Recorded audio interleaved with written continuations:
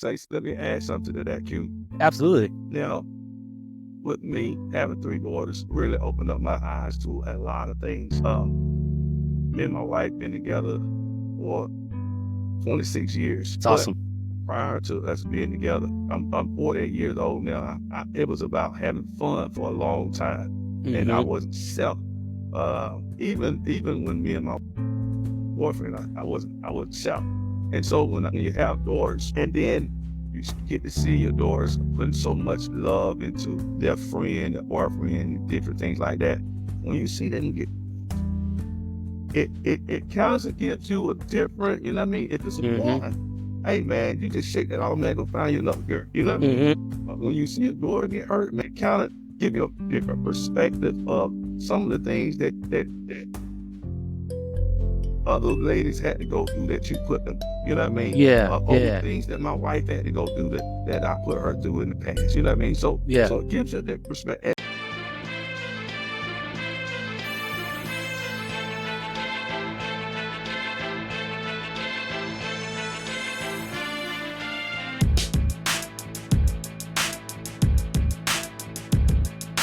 Hey, welcome to another episode of Mediocre Dads, where being mediocre is a choice and you have to refuse to be mediocre every single day.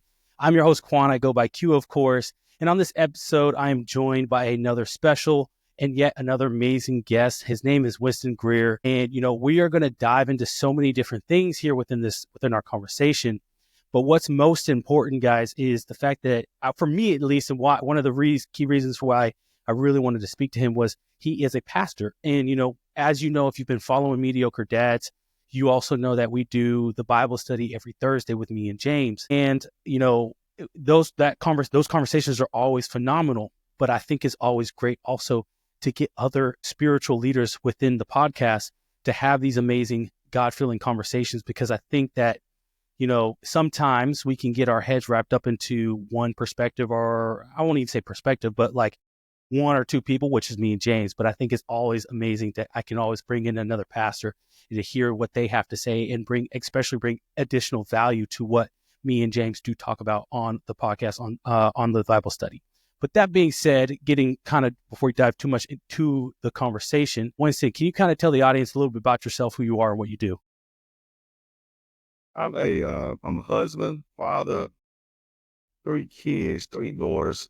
So you probably can tell why I don't have no hair on my head. I got 3 girls. I'm in a house full of girls, but the Lord has blessed me. My oldest daughter have blessed me with 2 grandboys. I'm a pastor. I'm author of Making Money God's Way. I'm a preaching kid that have took some wrong path in the past, but because of God's grace and mercy, I'm now in alignment with just doing the things that God has called me to do.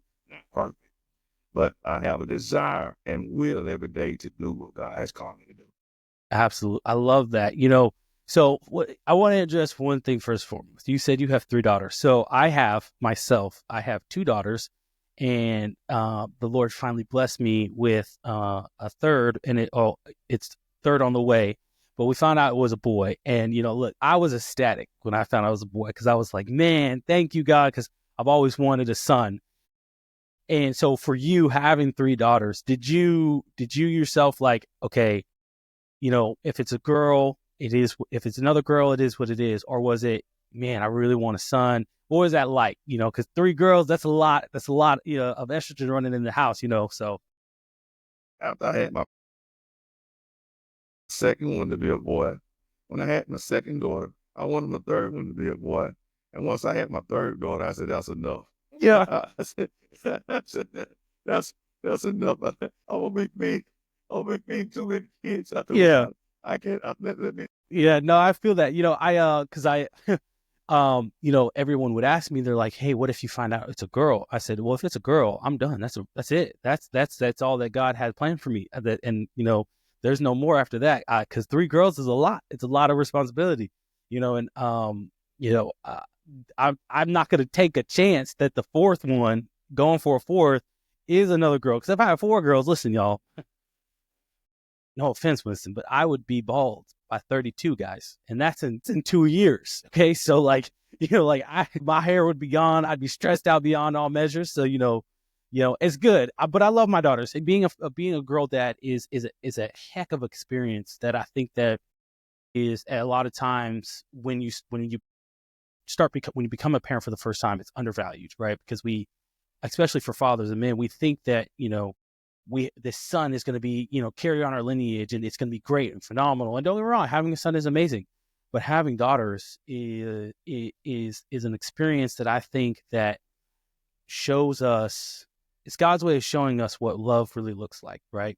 And especially for fathers, for men, because for me, never really understanding what love is or was, and then until I had my first daughter, and I was like, okay, this is what love is. I love this human being more than I love myself, more than I love anything in this world. And then I had my second one, and I was like, oh yeah, just reaffirmed for me, this is what love really looks like and what love really is.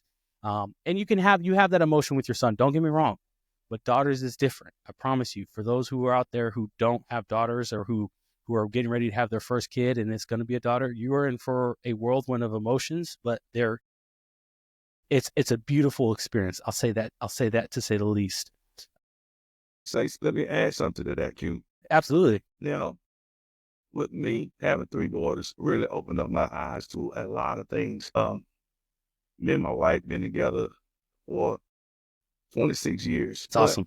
Prior to us being together, I'm 48 years old now. It was about having fun for a long time, and I wasn't self. Even when me and my boyfriend, I wasn't self. And so when you have daughters, and then you get to see your daughters putting so much love into their friend, their boyfriend, different things like that.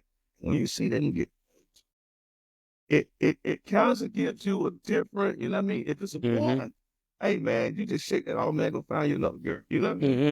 But when you see a daughter get hurt, man, kind of give you a different perspective of some of the things that other ladies had to go through that you put them through. You know what I mean? Yeah. Things that my wife had to go through that I put her through in the past. You know what I mean? So it gives you that perspective. And let me tell you something.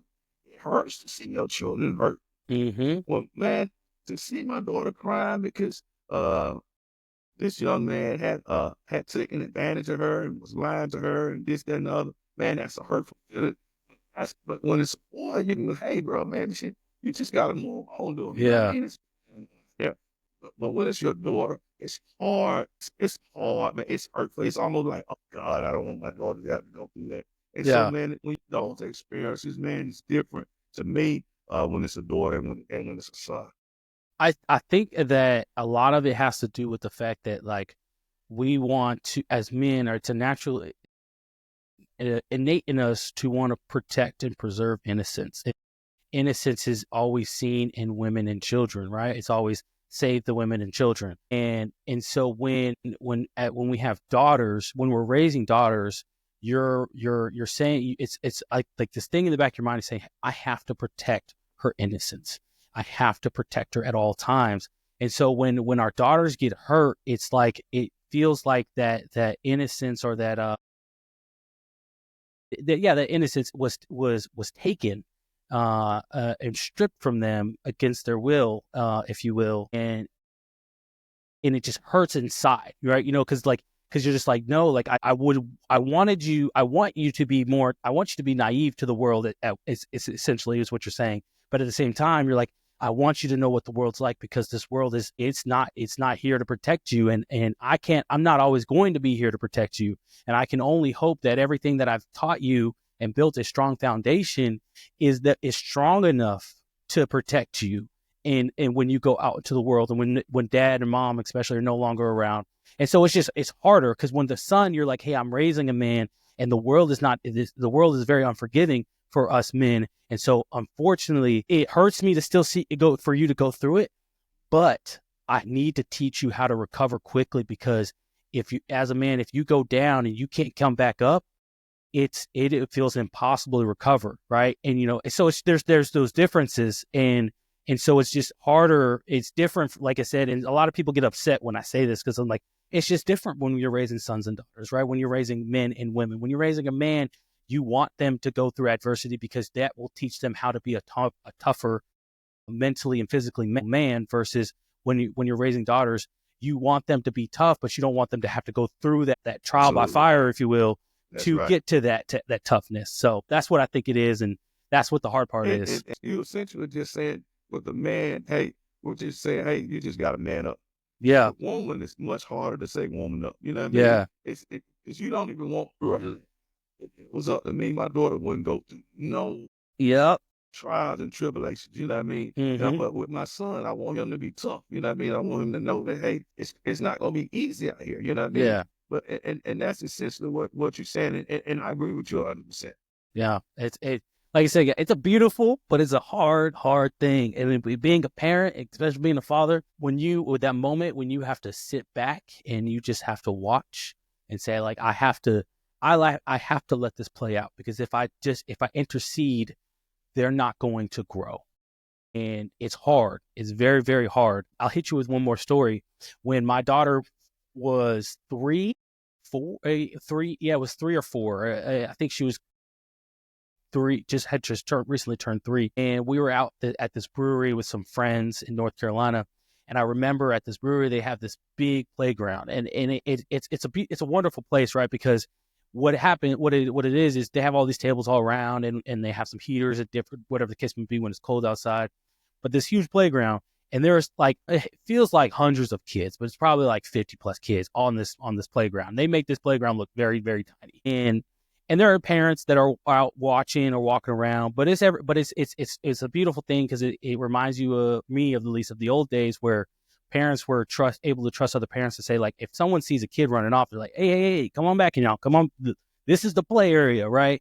Or you hear a parent calling for little Timmy, you're like, hey, little Timmy, your mom over there, look, she's calling you over there. You know what I'm saying? Like, and it's just it's a trusting environment. It's very fun. But I remember my daughter's 3 years old, and she's wanting to go up and still climb. And she's learning that confidence piece of climbing up by herself and going down the slide. And there's these older kids at the top of the slide that are just kind of hogging the slide. They're going up and down the slide, hogging it, preventing other little kids from going up and down or going down the slide. And everything in me said, go up there and tell those kids to go down the slide and get out of the way so other kids can go down the slide. Because my daughter kept kind of looking back at me, and I was like, I need to go over there. But I also was like, okay, hold on. This is one of the moments where my daughter has to grow and develop and has to take on by herself. And it felt miserable for me, because honestly, as a father, I never felt like crying before. But in that moment, I wanted to go to tears, because I was like, I want to go over there, and I just kind of want to stand up and look at those kids and be like, what? Move, get out of the way. She's going down the slide. This is her slide now. Like, I wanted to, but I had to let her do her thing, man. And she finally did it. She went down, and she kind of kicked those kids, and they're like, like, hey, get out. And one of the kids at the bottom, and this restores my faith in humanity. One of the kids at the bottom was like, hey, get out of the way, man. These kids are trying to come down the slide. And all these kids dispersed. And so it was great. I did come back over there, because after a while, she started crying. But it was awesome, because it was a moment where I had to just let go and let her do her thing. And it was a scary moment, but I got through it. And I had to do it 2 more times. I wasn't great. I had to do it 2 more times after that, where I just had to watch, so, but it's one of those things, like you said, like I said, like, where we want nothing but the best for our daughters, and we want nothing but for our sons, but we just don't want our daughters to have to experience the pain rather than endure that pain. So, because we don't want them. It's rough. That's what scares me about having daughters. Truthfully, that's what scares me the most. Is like, I don't want them to have to experience pain. I'd rather take on that pain myself for them rather than them having to experience that. But again, it makes them tough, and we do want tough, independent daughters. Because, like I said, we're not always going to be here. We're not always going to be here. But enough about the daughter talk. Like I said, I wanted to hit it because you said you had 3 daughters. I was like, oof, I have to ask you that question. So, but for you kind of mentioned to me beforehand that you were, because I kind of want to navigate through your life and how you got to, especially where you are now and what you're doing now. But you said you were a preacher's kid, but you yourself as a pastor, or you're a pastor as well now. But at 10th grade, you kind of were out on your own. How did that evolve? What happened? Especially can you tell us the story or the experiences you had that led to going through all that to getting to where to almost helping you, I guess, I would imagine, getting to where you are now? Most people know when you're a preacher child, there's rules in place. Mm-hmm. There's some things that you have to do because your parents living basically nothing but godly principles. And so you'd have to abide by those rules. And the thing with me is, as I was getting into my teenage years in high school, I thought my parents was being very strict because I wasn't seeing other kids have these rules in place. Yeah. So some of it were because they wasn't raised in a religious household. Some of it was because um, some parents just don't have rules. The kids can just do whatever.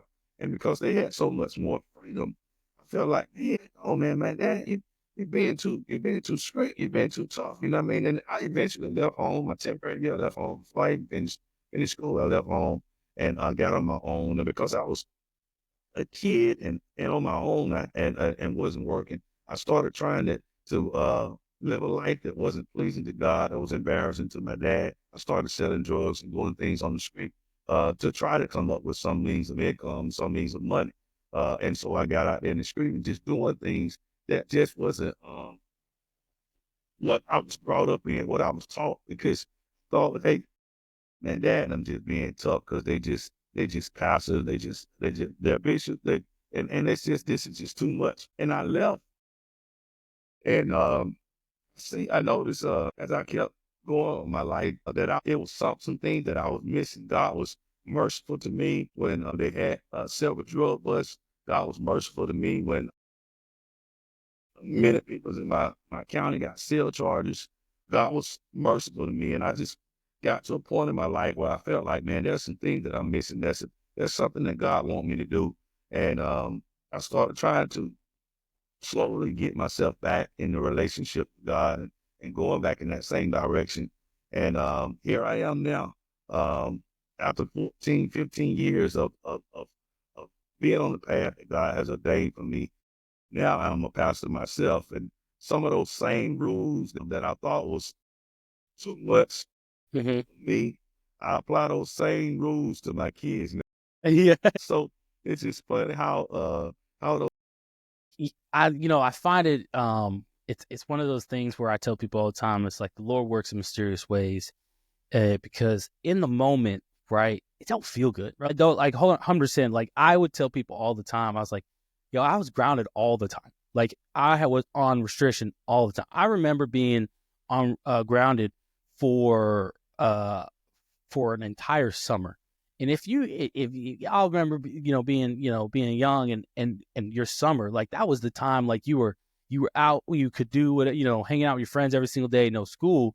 To be grounded for an entire summer it is miserable. Like you don't do anything. Like you're just doing chores all the time. And so like I just remember thinking to myself, like, my parents are strict. They don't want me to enjoy myself. They don't want me to have fun. And like none of my friends have, and even I grew up growing, my parents were, were Christian, or are Christian still, but like it was a very going church family, right? I'm talking Sunday we go to church, Wednesday we go to church, or Wednesday was youth night, Thursday was Bible study, and then we were doing right back again on Sunday, So like I always felt like I was always at church, and so like I was just kind of like, man, like this is a lot, like a lot of church, yeah, what I'm saying? And you're just like, hey, a lot of church. I know that feeling.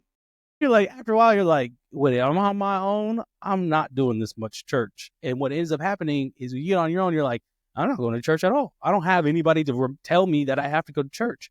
In the first 4 or 5 years of my marriage and then being in the Army, I stopped going to church because I was like, I don't have to, like, I now don't have to because I don't have someone telling me I need to go to church, right? Because I was just like, I'm all churched out, you know what I'm saying? By the time I was 17, I felt like I was all churched out. I was like, hey, I've gotten a lot of church now.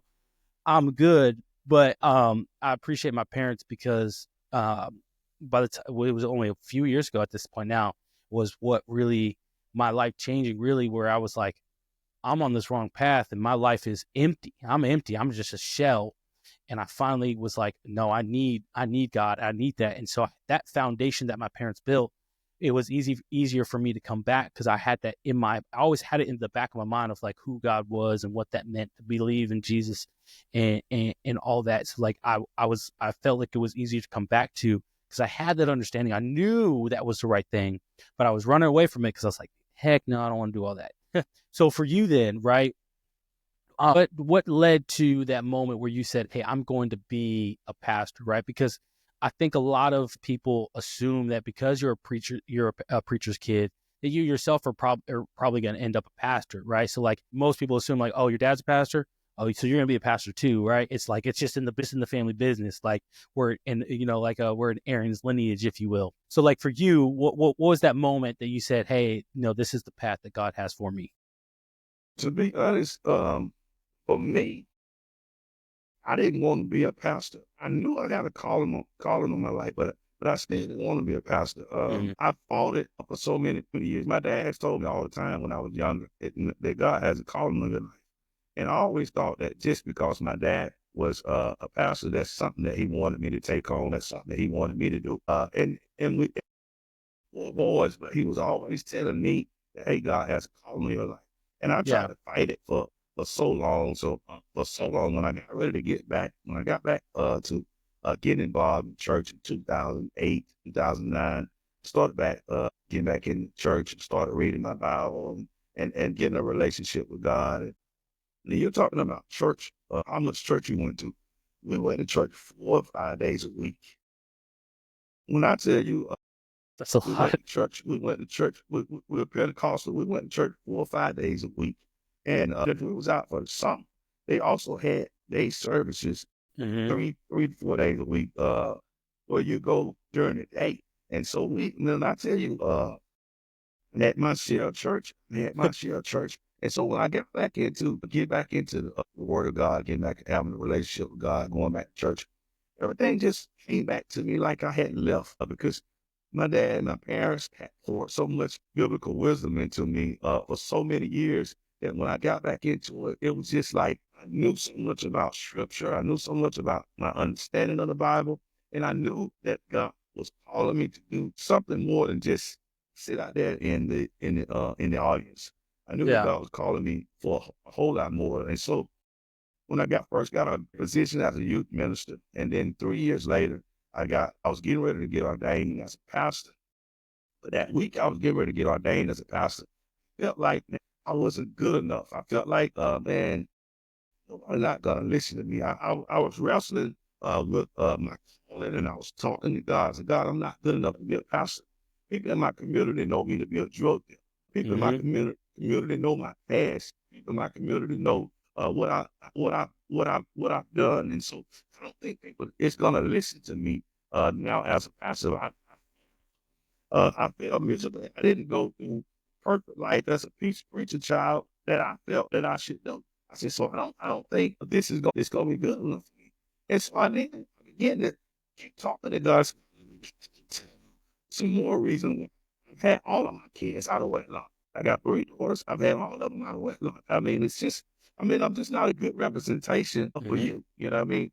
And so I was there, and then one day I was reading the scripture in the book of Isaiah, and it says that I blot out your transgressions.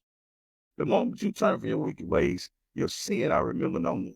Yeah. And that right there changed my whole outlook on accepting the calling that God had on my life because God was speaking to me in that scripture, man.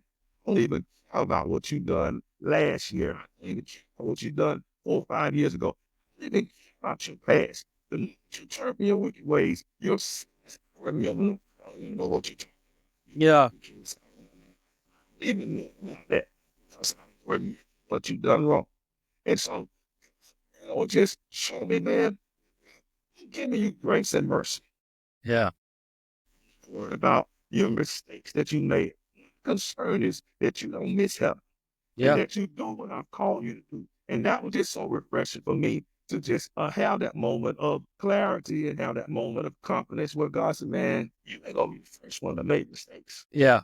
You're not gonna be the first one to make mistakes. And so I accepted my calling, man, and believe it or not, one of the things that draws people to my ministry, one of the things that draw people to me is because I don't shy away from where God has brought me. Yeah. I don't come in and try to play like I've been this perfect man all of my life. I don't come in and try to play like I've been this perfect pastor. I tell people straight up, straightforward. I don't sugarcoat it. I've been a drug dealer. I'm not ashamed to say I've had all of my kids out of wedlock. But what's so refreshing to me that gives me confidence is knowing that God doesn't call those. Yeah. God qualified those that he called. And so that right there is what gives me that confidence to know that, hey, where God wants me to be. And when I look at so many other people in the Bible, Paul was a person that killed people that believed in Christ. God used him to write 14 books of the Bible, used him to write more books in the New Testament than anybody else. And Yeah. so those are the things that really give me that confidence. That when I did my first trial sermon, my first sermon was when God called you, will you answer him? That was my first sermon that I preached. When God called you, will you answer him? Because really, when God was calling me, I didn't want to answer. I wanted to go to God. I said, God, you have to. I'm a drug dealer. I've done some things, had all my kids out of wedlock. I'm not this perfect husband. I'm not this perfect package that needs to go in the. Yeah. And remember what happened 10, 15 years ago. Let me give you some reminders. And God Yeah. said, man, I don't need you to tell me what you've done in the past because I don't. And Yeah. so that's what I teach, preach, and always talk to people about grace. I'm always talking to people about grace, man, because the only reason why I'm a pastor because I accept the grace that God gave me, the mercy that God gave me. And let me tell you something. That's that's what draws you so closer to God. Mhm. Believe it or not, that's what draws you closer to God. God said, love and kindness have I drawn you to me. And because of God's love, grace and mercy, his kindness, man, I know you made some mistakes, but you still qualified to go in the pulpit and go tell people that grace and mercy is sufficient for them. And so that's what really, really got me to where I am. That's amazing. I will tell you, it's hard for me because I similar where I don't feel qualified, like you mentioned, right, to speak on godly things or spiritual things, on to tell people about the Bible, to tell people about the what Jesus has done for me and what he can do for you if you just believe. And it's difficult because that feeling that you're talking about of just if like, hey, like, let me remind you of all the things that I've done. Let me remind you where I failed at leading people. And so now, because I failed at leading people, how can you expect me to go lead a godly life and then also lead godly people? Like, how can you expect me to do that? That is, I'm not good enough now. So how am I going to be good enough later? And I have wrestled with this and internally because I'm like, I don't, and I listen to other preachers, I listen to other pastors, and I'm like, and I get, to be honest with you, I get this feeling of envy because I'm like, I wouldn't call it jealousy, but envy really, because I'm like, I want what you have, that ability to confidently profess what God has done for you and be able to apply scripture to tell people about God, about what Jesus can do, his ability for to change our lives if we just remember, like you said, he can blot out our sins. And I love the verse because I keep reading it behind you, to lean not on our own understanding, like, because his way is his way when it not make sense to us, especially right now. Like as I'm going through things in life, I think of, okay, it doesn't make sense where he says he's going to take me, how I'm going to get there. Because right now, if I'm looking at who I am right now, what I've done, even, 3 or 4 months ago, how can you tell me that's where you're going to take me is over here in this place where essentially like the land of milk and honey, and I'm going to be doing these things for you? How can you do that? How, I think it's impossible. I think there's no way in heck people are not going to want to listen to Queon, Staff Sergeant Wilcox or Queon from the Army, and how he would cuss on a daily basis, and how he was tough on soldiers, and he had his standards, and he would just a hard charger, and like there was no like that guy is gonna be a pastor one day. Yeah, okay, yeah, right. When I see it, maybe, what I mean, like, and like I struggle with that because like like I'm not a pastor now, but I tell people like I do believe I had that calling to be a pastor, and so but it is hard because, like I said, I sit here and I'm like, I am not good enough to do what a lot of these people do. And I'll even tell myself like, well, maybe he just wants me to be like, he wants me just to help out a little bit. I'm not meant to do these other things. Right.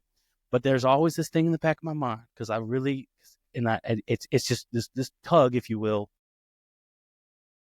I really want to be a youth pastor because I really love helping mentoring the youth. especially like teenagers, like high schoolers. But I'm like, I'm not good enough. They're not going to want to listen to me. They think I'm an old man, one, and I'm only 30 years old. Two, what type of life have I lived that they're going to want to listen to me? Because if I tell them the life that I've lived, they're going to be like, yeah, okay, so you want us to live a better life than you have, and you weren't even willing to do it when you were my age. So why am I going to listen to you? What do you know? If you did it, but you just turned out just fine, why can't I go through and experience my life and just come on back? Like, it's just normal. So it's amazing what you said, because I feel that. Let me say this, just for you, what you're going through and what I've had to go through, it's a trick of Satan, to be honest with you. This is something that has been going on for years. Mm-hmm. If you remember, Moses said, God, Yeah. suppose they don't listen to me. Suppose they're not going to listen to me. And because here's the thing, when God has a calling on your life, and God has a purpose for your life, when He wants you to do something, He's going to provide everything it is that you need. And so Moses said, God, I don't even very well. Yeah. That's the same thing. I will just hear you say, you said that, God, listen. Yeah. And that scripture just started coming to my mind almost not. Yes. Yes. Very well. And I said, tell me, sent you. Mm-hmm. Sent you. Or God sends you. You gotta remember that they're gonna listen. God is gonna provide for you. And He's gonna provide you with the right people that you need. He's take care of. God told Moses, take care of with you. Take care with you. And let you feel it a better time. Take care with you. And so if you feel that God has a calling in your life, you gotta know that God has that calling in your life. Because remember I told you, He doesn't call those who are qualified. He qualified those that He called. So you feel like, hey, they're not gonna receive. Like, hey, they're gonna receive. But to me, it's the complaint. That's the reason why they're gonna receive you. Yeah. And what you're going through, your experience and your experience that you feel that'll be a blessing to you is Mm-hmm. God says, I knew you. I ordained you to be something. And because He ordained you to be something, He's gonna make sure that He can provide you with everything that you need. You see what I'm saying? He's Yeah. gonna provide you with everything that you need. You can't say, hey, I don't feel like I'm called. I don't feel like I want to be a youth minister. And here's the next thing. When you know that you're called to do something, you know that you're called to do something and you feel that tug, it's an indication that God has something that He wants you to do. What you have to do is you have to show God, I'm going to be obedient. Mm-hmm. And you have to by yourself. Because you said, I got that tug. I want to be a youth minister. Yeah, you start applying yourself. What can I do to be that youth minister that God has called me to be? Well, whether Well, yeah. it's what Yeah.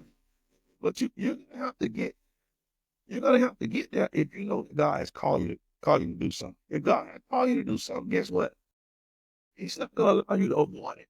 Yeah. Well, the crazy part, right, is so when I first initially got that tug, I said, yeah, maybe I was just, feeling it was my own thoughts telling me that I should do something, because, I was at the gym when this happened. So like, I'm like, that was just a fleeting thought. It is what it is. So I let it fester for a few days where I'm just like, I don't know, but I did. So here's what I did do. I came back home and I told my wife, I said, I don't know what that means. I don't know what that looks like. I said, but maybe it's just me in my head. I have ADHD. So maybe it's just me creating this idea in my head that I need to do all that. Right. And then, I think it was the week, or no, it was 2 Sundays later. I'm at church, and the youth pastor is the one who's preaching. And his message is, if he go on calling. And I remember him saying, he goes, if you're sitting here and the Lord is tugging at your heart to do something, he goes, you need to do it. And I was sitting there and I'm like, And because you know what's crazy? I'd pray before church, and I'd be like, Lord, hey, if it's your plan for me, just give me a sign, give me a message. You know what I'm saying? Like, give me whatever it is, let me know, tell me what it is you want me to do. And even after that message, I was like, yeah, he wasn't talking to me. He wasn't talking to me. But you know what's funny? I said, you know what? I'm gonna try to be obedient. So you know what I did? I emailed the youth pastor. And I said, hey, I'm feeling maybe this. I'm not too sure. But your message really resonated with me. And we had some conversations back and forth. I met with him at a coffee shop. He started getting involved in the youth. I was involved in the youth for about 2 months, and I stopped going because I was like, well, yeah, I'm definitely not good enough. I don't have anything to offer these kids. For me, I was looking for a way out. And so I gave myself a way out. And so now, anytime I talk to somebody about this and I'm kind of telling them the story, this interaction, they're like, well, it's pretty simple what God's telling you to do. You need to go back. And I'm like, yeah, but I don't just got time, and I got all this going on, and my co-host James, he tells me he almost every week he's like, have you gone back? And I'm like, no, and I give him excuse after excuse. I said, no, I haven't gone back because of this and that, and I said I haven't even talked to the youth pastor in a while. He's probably thinking like, it was just a phase in my life for me, and I make up excuses. Even to this day, I make up excuses. But what's something that fresh lives on my mind that I'm just like, hey, when you're talking about obedience, is this, like, on this week, on this Wednesday, it's like, go back. I'm telling you where you need to go, where you can grow. Go to the youth service. That's where you need to start.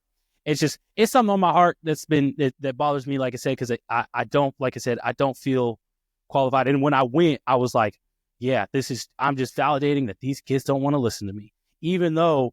The moment those kids I heard I was in the Army, they're like, what do you do in the Army? Tell me more. My gosh, you got this, and my dad was this, and they're interested in what I have to say, but I'm like, nah, they're just interested in the fact that because their parents were in the military, and I'm currently military, so that's what it is. I'm making up excuses to tell myself I can't do it.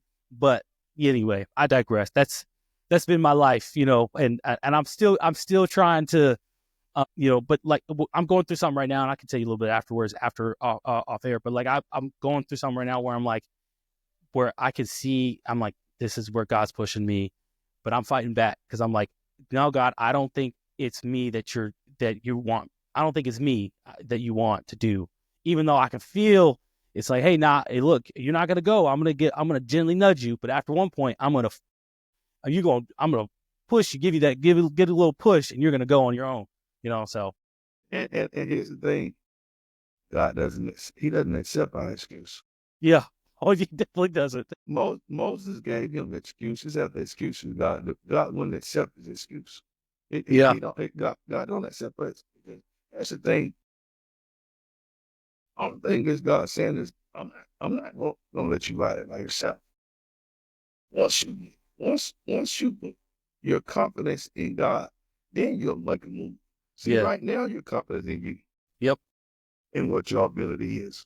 Moses' confidence was in him and what his ability is. Once you put your confidence in you and what your ability and what God's ability is, then it's gonna be different. You see what I'm saying? Yeah. You're gonna know, you're gonna feel empowered. You see what I'm saying? You're gonna feel it because now you're not dependent on yourself. You're dependent on God. And once you go that direction, it changes. Right now, you're dependent on you and what you're capable of doing. And so I want to share that with you because I want to be obedient to God, because I hate for God to tell me something that I don't share with you. But right now you focusing on what you're capable. And that's the same thing Moses was doing. Most of God, very believe me. Believe.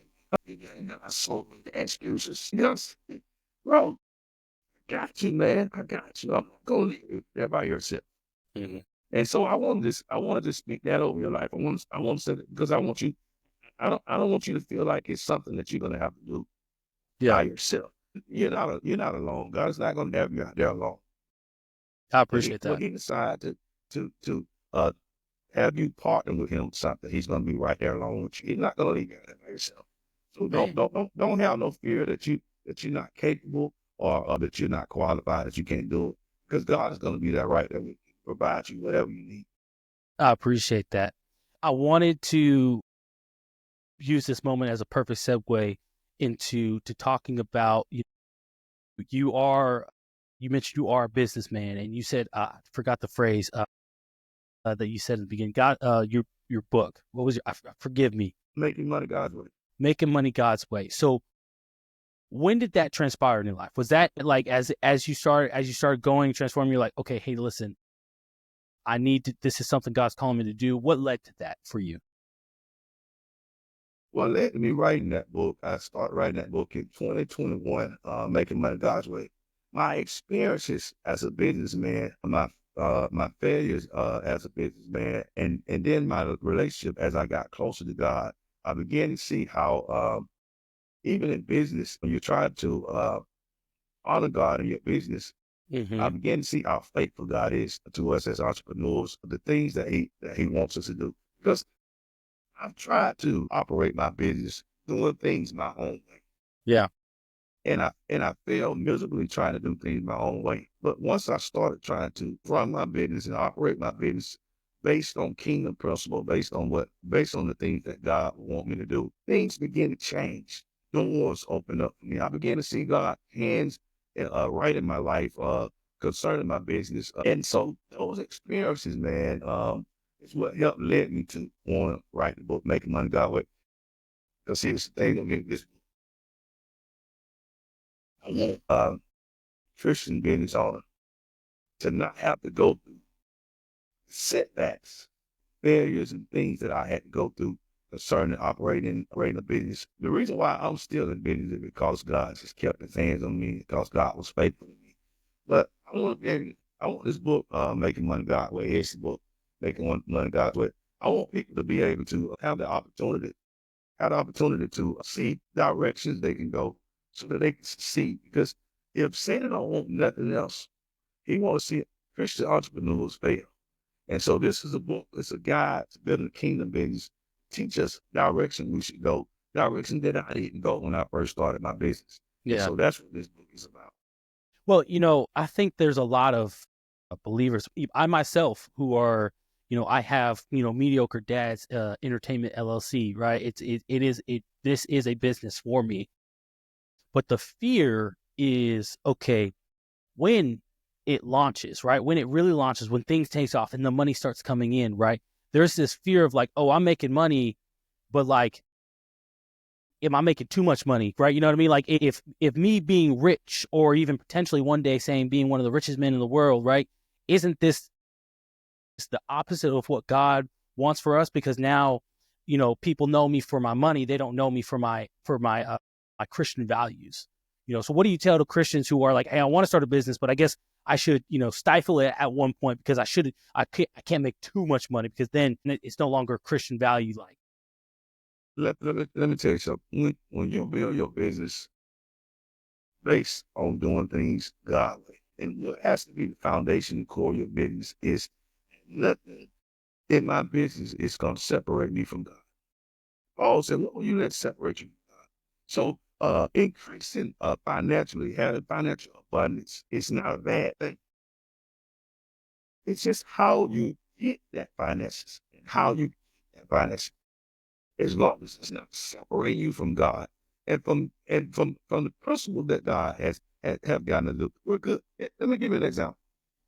I'll never forget, in my business, I run a tire center. I got a tire center where I sell tires, wholesale and retail. Mm. And this guy called me one time, and I wasn't a pastor at the time, but I had a good relationship with God at that time. I knew God. I knew right from wrong. I've been in the Bible all my life. I'm a preacher kid. So I knew right from wrong. Guy called me at 2 o'clock in the morning. And hey, some semi tires. Yeah, I got some semi tires. My big boom, and I was selling semi tires all over the state of Georgia. I'm selling semi tires to truckers all over the United States. And they said, hey, I got some semi tires. So he gave me a price on them. When he gave me the price, I knew that those tires were stolen. Yeah. I knew those tires were stolen. But because I'm getting ready to make financial increase, Mm-hmm. because I'm getting ready to make great, I purchased those tires against my kingdom principle that I've been raised off of. You know what I mean? I purchased those tires. Prior to me purchasing those tires, I was on the people calling me for tires, calling me for tires. When I got those tires, I had those tires second week. I noticed that my phone had stopped ringing. So Mm. those are not. I'm a month, 1.5. I done bought a good shipment of tires, and now my phone is not ringing. Wow. And it was a indication to me. I knew it what it was. That's God wants to bless us financially, but it has to be His way. Yeah. We can't go out and do things that's not in alignment with God. We can't buy stolen products. Yeah. We can't we have to have some integrity. We have to be honest people. We have to be honest businessmen. That's kingdom businessmen. And so that treats separate us from God. You follow what I'm saying? So Mhm. me buying stolen tires separated me from God. So if I don't get money that way, it ain't gonna happen. But here's what God did for me. God shut my business down for probably about 5 or 6 months. My phone didn't ring. Wow. My business was absolutely awful. I was wide open before I purchased those tires. And what God was showing me here, I'm not gonna let you do it that way. You're not gonna take any shortcut. You're not gonna buy stolen products for financial abundance, financial increase. I want you to do it my way. I want you to do it the way that I want you to do it. So Lord makes you rich, but it adds no sorrow. And I Yeah. got caught with those tires. I got prison time. I got jailhouse time for buying stolen products. You see what I'm Mhm. saying? That's the direction that God has to be to increase our financial abundance and financial profit. It's not a problem getting successful financially. The problem is the way that we decide to do it. And if that way is not God's way, then it's the wrong way. You follow what I'm saying? Yeah. It's not God's way, it's the wrong way. And so that's what we have to be mindful. What I end up having to do, my bills kept coming in and my business got so slow, it was awful. To the point where I end up selling the tires for less than what I paid for, Mhm. just to get rid of them so that I could pay some bills and things like that. And immediately when I got rid of those tires, God started back God started back letting the calls come back through. Because yes, what God was showing me is it doesn't matter if you get 1,000,000 tires for $2 a tire. Mhm. If I don't send the increase, if I don't send you to work, you just have a warehouse full of tires. I Yeah. didn't want just a warehouse full of tires. I want to be able to sell it. And so how we decide to gain that money is what matters to God. So That's a that's what's so important. We can't say, hey, financial increase is wrong. We just can't let it separate us from God. yeah. Man, I love that. So you said something and that kind of want to ask you about, and you mentioned it several times. You said kingdom principles. What is that? What does that mean to you? What exactly for the audience to understand what that is? Say that again to me. Kingdom principles. You said you keep mentioning that. So what is that? What are these kingdom principles you're talking about? In my book, I share 7 kingdom principles, and I'll give you one. One of them is the lack of knowledge shall destroy. Hmm. That's a kingdom principle. The reason why I failed as a business owner when I first started my business is because of lack of knowledge. It's important, as even just because you have faith in God, that's an automatic meaning that you're going to automatically be successful as a Hmm. Christian business owner. There are some things that's in the Bible. That's some other things that we have to do other than have faith. One of those things is we have to have knowledge. We have to have knowledge in what we're doing. We have to have knowledge in what it is that God has called us to do. And so faith alone doesn't do it. Doesn't give us entry. You got to put in the work. And so I talk about in my book, in that first chapter, the importance of making sure that you have the right knowledge to be successful in whatever it is that you're trying to invest into.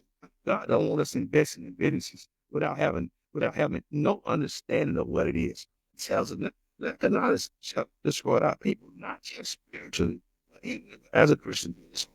So if you want to start a business and you haven't done any research on this particular industry that you want to get into and you expect to excel, that's ludicrous. You see what I'm Yeah. saying? So that's a principle that God wants you to abide by in order for you to be successful as a business owner.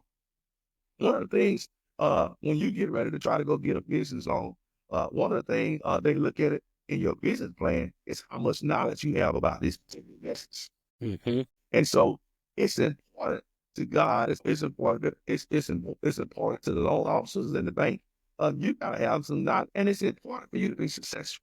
And so one of the first things I talk about is one of the principles that we need to make sure that we focus on is lack of knowledge. We got to make sure that we have the right knowledge to be successful in business. We need to know who we need to be marketing to, who is our audience, how do we need to advertise on Google or Bing or whatever it is. It's just important for you to be successful in business. And I talk about lack of knowledge, and I talk about it from a keen perspective because, and I share those things because it's important. We can't just have a vision, but we don't have the knowledge. You can't go and put together a plan without having the knowledge. Yeah. And so the Bible said, write a vision, make it plain. Write a vision, make a plan. You can't make a plan without the knowledge. Yep. And so that's one of the kingdom principles that I share in my book. I got 6 more in there, man. I would love you to purchase that book and get more understanding on more principles so that it can help increase your. And here's what I say. Some of the problems we have with Christian business owners, we have a lot of faith, but we don't put in enough work. Yeah. We have a lot of faith, but we don't put in enough work. And here's what the Bible said. I talk about it in my book. Faith without works is dead. Faith without works is useless. We can say, oh, I know God's going to provide for my business. I know God's going to take care of my business. Yeah, He will, but you got to do it. Yeah. And so that's important. Part of your part is getting the knowledge you need. I'm not saying that you got to go to college. You may have to hire a business coach. You may have to have a business consultant. You may have to do some Google review, Google research. Whatever it is to get that knowledge, whatever it takes to get that knowledge. But you got to have knowledge so you can be successful in whatever industry you decide to pursue. Absolutely. I agree with you. My first business failed, and the thing that I was missing multiple parts, right? Like, so in this part of my life, I had not come back to my faith and was following God, but I had hoped and prayed that, because I was starting a business, that He's just gonna, He's like a genie. He's gonna grant me my 3 wishes, and He's gonna make it happen for me,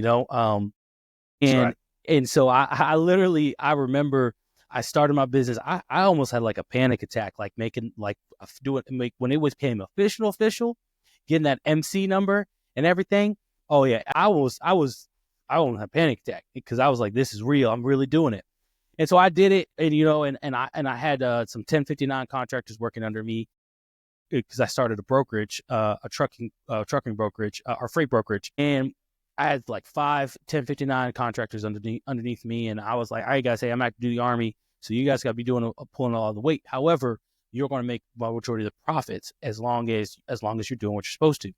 Because we had like a 60-40 split, and then for one guy, he said he swore up and down he was the greatest thing since sliced bread, so I did a 70-30 split with him. But fast forward, a couple months go by, and we hadn't picked up a single load, or we hadn't sold a single load. And I'm like, hey guys, what's going on? Like I'm talking to these guys weekly, like our guys and gals weekly. I'm like, hey, what's going on? Oh, we're doing this, we're trying to do this.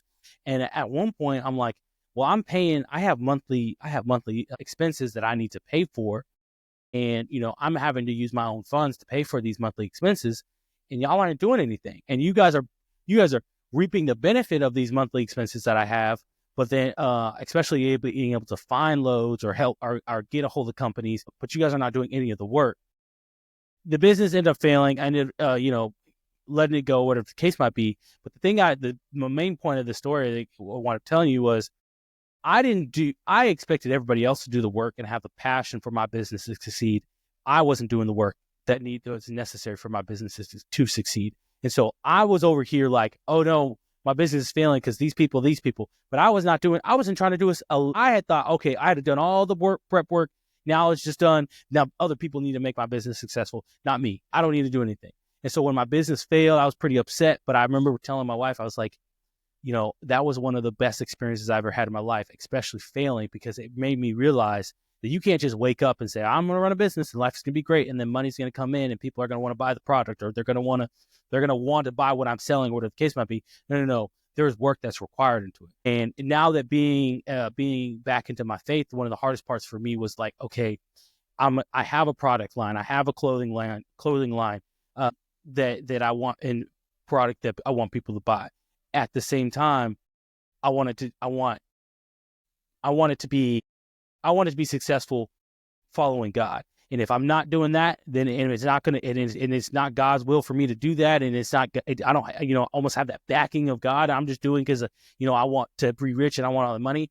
I was like, it's going to be tough, but I'm willing to go through it. And so that was my experience. I can totally attest to what you're saying. Like, you have to, you have to put in work. You have to put in the work. And, those sleepless nights that I had and those stressful days and those mornings, oh man, it was worth it because it taught me a lesson. And, even though that business failed, it was worth it because it taught me an amazing lesson. One, about business, and two, about myself. So I love everything that you're talking about. I think your book is phenomenal, especially for entrepreneurs and Christian entrepreneurs, because there are a lot of stigmas that go with being an entrepreneur. And you're like, well, if I'm Christian and I'm an entrepreneur, there are a lot of things that go into it. I know we didn't cover every single one of them. There's a lot of things that go into it. My final question to you is, if you had one piece of wisdom that you could offer to people, what would that be? One of the things I think that's come to mind is misconception from people that feel like being rich pulls you away from God. Being wealthy, corruption is people understanding of money is the root of all evil. Yeah. And because people feel like money, they kind of stay away from it, because they feel like, hey, I don't want this to ruin my relationship with God. Mm-hmm. But I talk in depth in my book about that particular saying is wrong, because most people, their understanding of it, it's giving them the wrong definition of it. You follow what I'm saying? Because everybody always say, hey, money's the root of all evil. But that's not what the scripture says. The scripture says the love of money is the root of all evil. That means I'll do whatever it takes, like buying stolen tires, to get that money. Yeah. See, at the end of the day, God has to be your foundation. God's way has to be the right way. So it's not money that's the root of all evil. It's the way you decide to get it. Mm-hmm. And if that way is not alignment with God, then you're going the wrong direction. So I don't want people to feel like being wealthy is Christian people. Being wealthy is not kingdom people. I believe that is the biggest lie from the pits of hell. And the reason why I say that, because scripture tell me, listen, the thing that you prosper and be in good health, as your soul prosper. So God said, you're living righteous. I want you to prosper. Let's live it in that. Yeah. Here's what the Bible also said in the book of Proverbs. A good man leave an inheritance for his children. Yeah. A good man leaves an inheritance for his grandkids. You gotta have some money, leave something for your grandkids. Just something. To be able to leave something for your grandkids. Verse goes on to say, and the root of the sinners is laid up for the righteous. Such to have wealth. He wants us to have wealth. Now the misconception that because I'm acquiring wealth, it's not right. Because people that has a relationship with God have wealth, they're not in alignment with God. So he said, I want to take what the sinner's got, and I want it to be a blessing to you. Yeah. I want to take what the sinner's got, and I want it to be a blessing to you. And so I just want to encourage people. Don't shy away from feeling like, hey, making money is a problem to make money. Don't shy away from feeling like it's a problem to acquire wealth. The problem to come in is when you let it separate you from God. And that's what my book is about, teaching people how to acquire wealth, how to have financial abundance without letting it separate you from God. Because let me tell you something, Abraham had wealth. Solomon had wealth. Job had wealth. All of them. The Bible said that Job had the biggest farm business on the east side of the world. He had everything. According to what Job had in his days, and still is Yeah. in this day and time. And so, but here's the thing, what he had to separate him from God. Yeah. Satan came to Job and tried to get him to, Satan came to God and said, hey, the reason why Job is serving you, the reason why Job has such a great relationship with you, is because you bless the works of his hands. You're giving him everything. His family is good. His business is good. He'll curse you to your face, but Job did because none of us is driving force. Mm-hmm. God was. Yeah. And so I want to make sure that we have an understanding of knowing that our driving force has to always be God. And because we're righteous and because we're doing things God's way, God allowed us to be blessed and have the wealth that'll help us become successful. Absolutely. I love it. Well, hey, final question. Where can people find your book? Where can people find more information on you? What's the best place to go? My book is available everywhere books are sold online, Amazon, Barnes and Noble, Walmart. You can also go to the website makingmoneygodway.com. It'll take you directly where you can go and purchase that book. So my book is available everywhere. So you can just do it. You see hundreds of places you can go and purchase that book. And I appreciate everybody in advance that have put in their mind that they want to purchase that book. I hope it be a blessing to you. I hope it give you financial increase. But not only that, I hope it increase your faith.